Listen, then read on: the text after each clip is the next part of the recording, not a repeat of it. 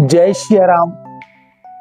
मैं issue Harwani Hanumangarh town Rajasthan से रोज आपको गंगा दर्शन लाइव दिखाता हूं, तत्पश्चात स्कंद पुराण सुनाता हूं।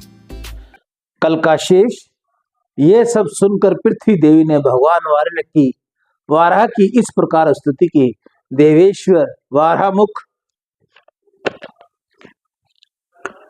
अच्युत, आपको नमस्कार है। महाबाहो, आपको श्वेत कांति क्षीर सागर के समान व्रज श्रृंग, आपको नमस्कार है।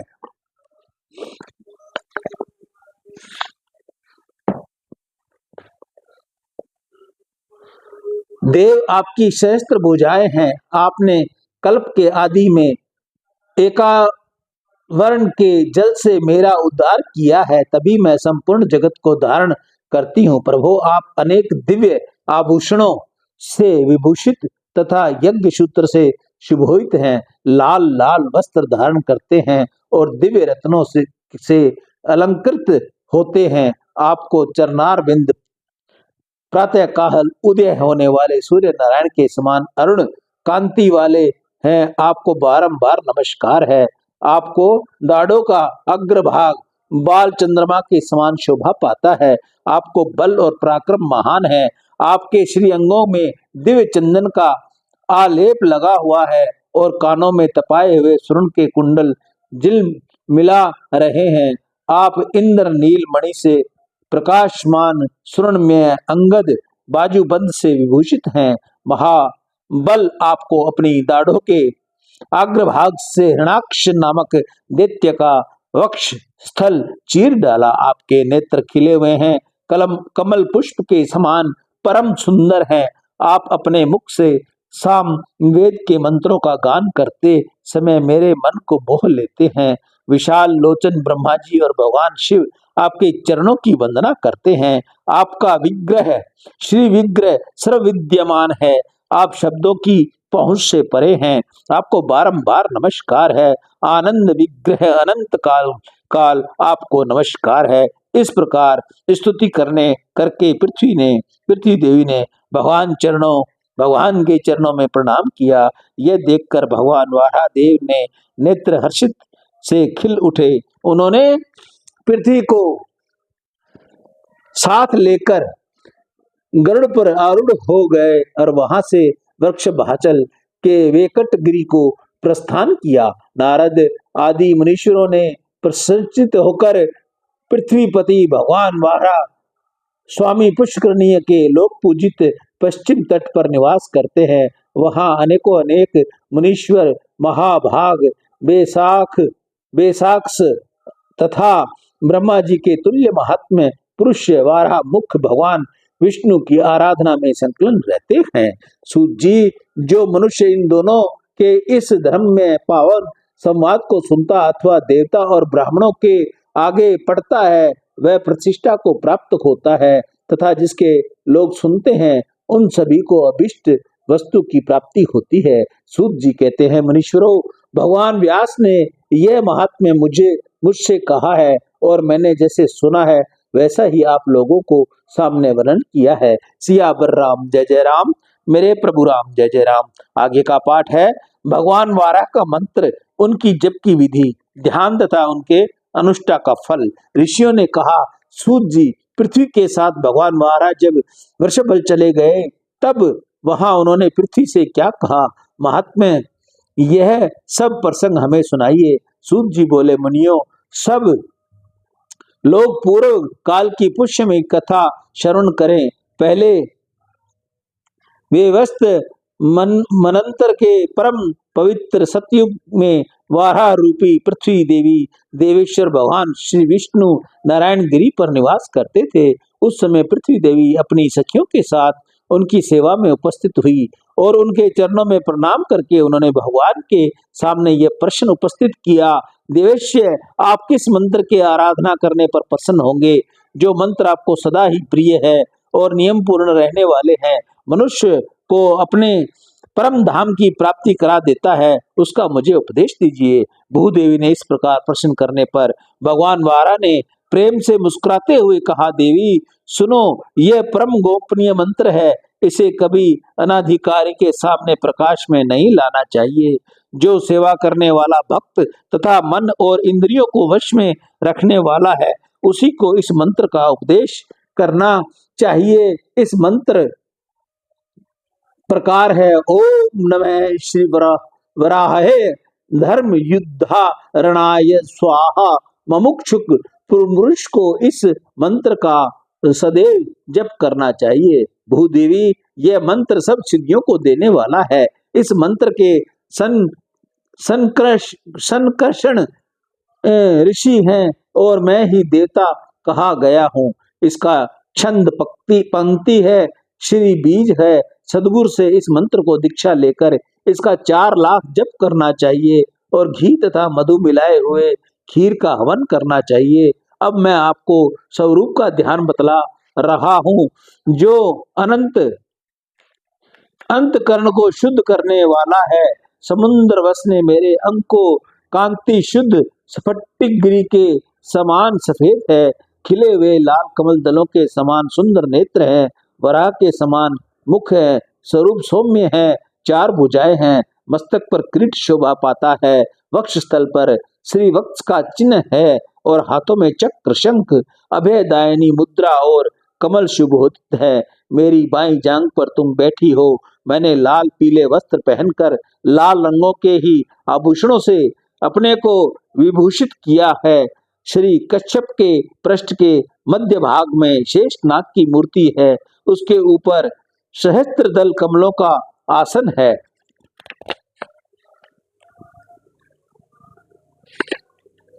और उस मैं विराजमान हूँ। इस प्रकार ध्यान करके जो सदा अष्टोत्तर शत मंत्र का जप करता है, वह संपूर्ण कामनाओं को पाता है और अंत में निश्चय ही मोक्ष प्राप्त कर लेता है। यह सुनकर पृथ्वी देवी ने पुनः प्रश्न किया, देव सूर्य, पूर्व काल में जिसने इस मंत्र का अनुष्ठान किया है और उसे किस फल की प्राप्ति हुई है? भगवान वारा ने कहा, देवी, पहले कृतयुग में धर्म नामक महात्मा मनु ने ब्रह्मा जी से इस मंत्र को प्राप्त किया और इसी पर्वत पर उसका जप करके मेरा प्रत्यक्ष दर्शन पाया। फिर मुझे अभिष्ट वरदान प्राप्त करके वे मेरे पद को प्राप्त हो गए। पूर्व काल में इंद्र दुर्वासा के शाप से स्वर्ग भ्रष्ट हो गए थे। उस समय इसी मंत्र से यही मेरी आराधना करके उन्होंने पुनः स्वर्ग का राज्य प्राप्त कर लिया था। भूदेवी, अन्याय मुनियों ने भी इस मंत्र का जाप करके परम गति प्राप्त की है।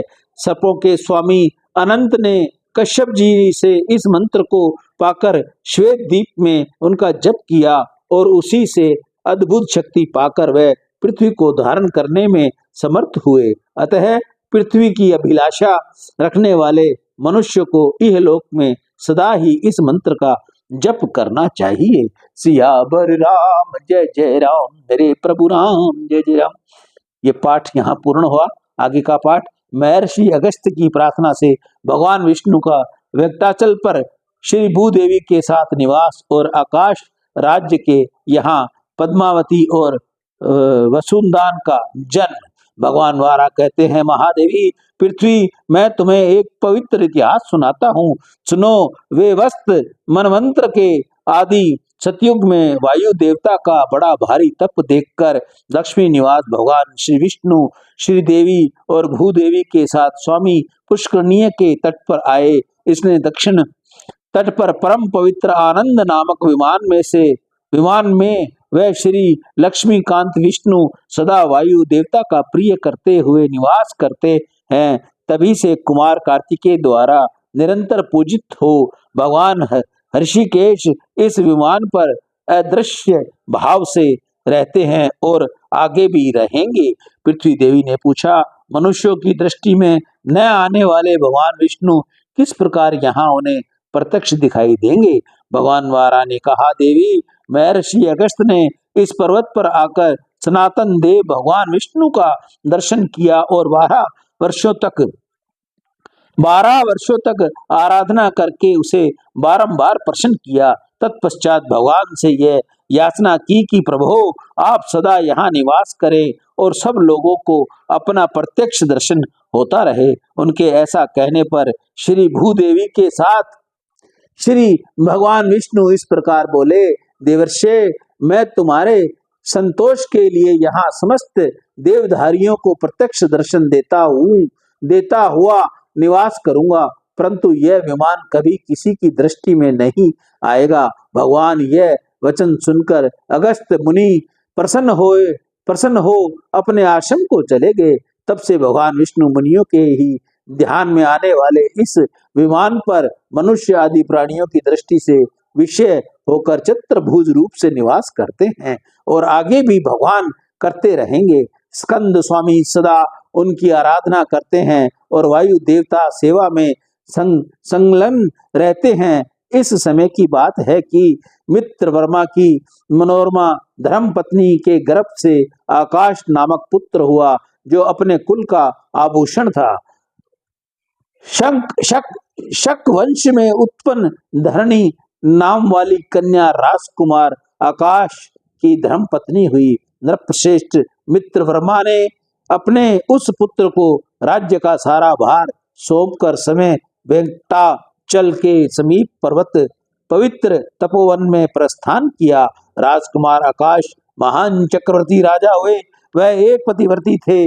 केवल अपनी धर्म पत्नी धरणी के प्रति ही उनका मन अनुरक्त था। एक दिन उन्होंने यज्ञ के लिए अरणी नदी के किनारे भूमि का शोधन करवाया। इस सोने के हल से पृथ्वी ज्योति जाने लगी।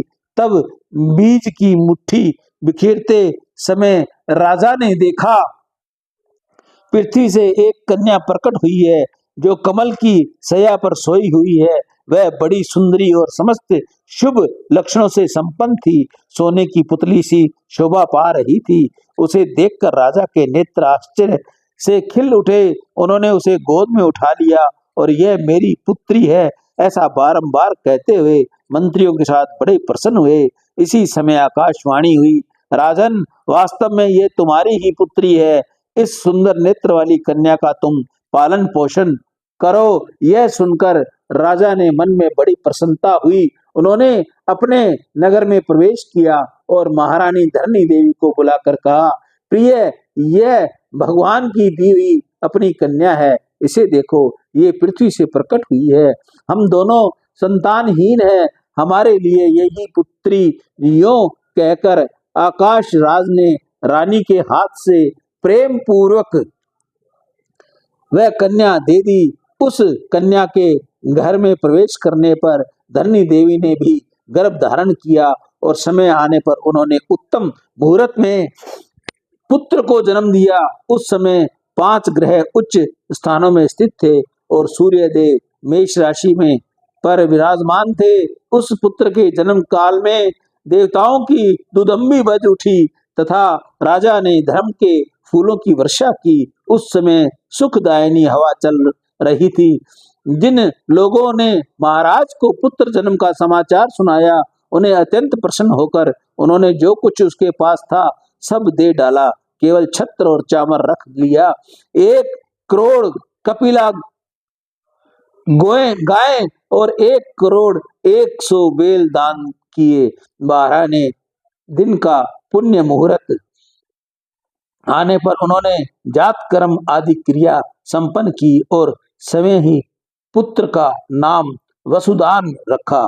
सियावर राम जय जय राम, मेरे प्रभु राम जय जय राम। जय मंगल भवनीय मंगल हारी, दरबाऊ सुदशरथ अजर बिहारी। दीन दयाल विरुद्ध संहारी, हरहु नाथ मम संकट भारी। पुत्र का नाम वसुदान रखा। ये कथा हम आपको आगे सुनाएंगे कल। मैं ईश्वर वाणी हनुमानगढ़ टाउन राजस्थान। मैं आप सभी से हाथ जोड़कर दंडवत होकर क्षमा चाहूंगा। आजकल तबीयत थोड़ी सी खराब रहती है, समय का भी अभाव रहता है और समय से काम नहीं हो पाता। उसके लिए मैं आप सभी से क्षमा प्रार्थी हूँ। जिस भाई बहन को देसी गौ माता के गोबर, घी व अन्य जड़ी बूटियों से निर्मित धूप बत्ती चाहिए वह मुझसे संपर्क करें।